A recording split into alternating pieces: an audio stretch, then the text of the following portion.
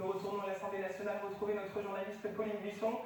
Pauline, on l'a dit, toute la classe politique a réagi, a témoigné de son émotion. Ah oui, exactement, car il est ici à l'Assemblée nationale, il faut comprendre, c'est le siège de la représentation nationale. Et actuellement, il y a ici dans l'hémicycle, la majorité de la République En Marche est composée de jeunes députés. La plupart sont issus de la société civile. Ils ne sont donc pas des professionnels de la politique, ce qui était Jacques Chirac, lui le professionnel de la politique. Mais tous les députés aujourd'hui ici ont bien sûr un souvenir de Jacques Chirac, qu'il s'agisse du Jacques Chirac, député, maire de Paris, président de la République. Évidemment, cet homme politique a marqué l'histoire de France. Et puis, certains députés ont un souvenir plus précis. On pense particulièrement à Christian Jacob, qui est actuellement le chef des Républicains, du groupe Les Républicains ici à l'Assemblée nationale. Il a été ministre de Jacques Chirac. Et tout à l'heure, sur Twitter, il a salué cet homme important qui a marqué évidemment aussi l'histoire du gaullisme en France.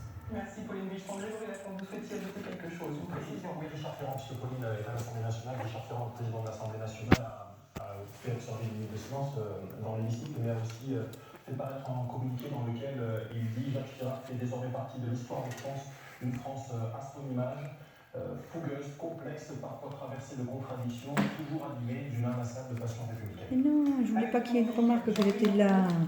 Hein? J'allais tourner discrètement. Ben ouais, hein? Je voulais vous filmer tranquillement. Hein? Ouais, bon, ça y est. Voilà. Dans les papates, c'est pas facile pour filmer. Bah, c'est pas facile de vous filmer là.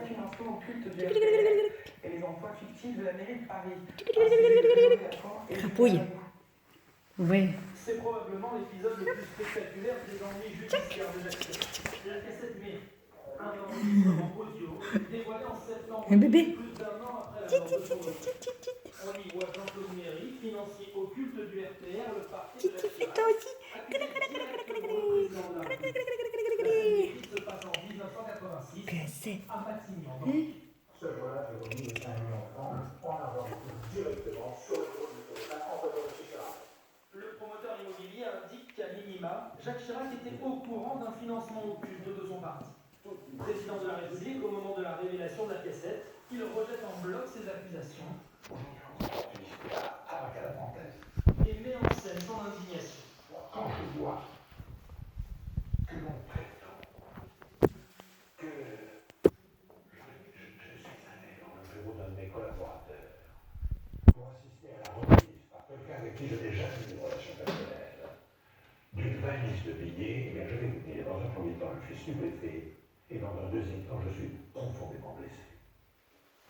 Jacques Chirac ne sera pas jugé dans ce dossier, mais son nom revient dans d'autres affaires, comme celle des frais de bourse de la mairie de Paris, 14 millions de francs affectés aux frais de réception du couple Chirac, ou celle des HLM de la ville.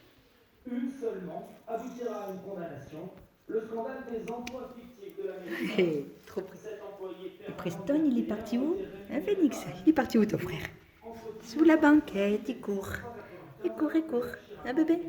Ouais. Hop là. Allez, on arrête de filmer.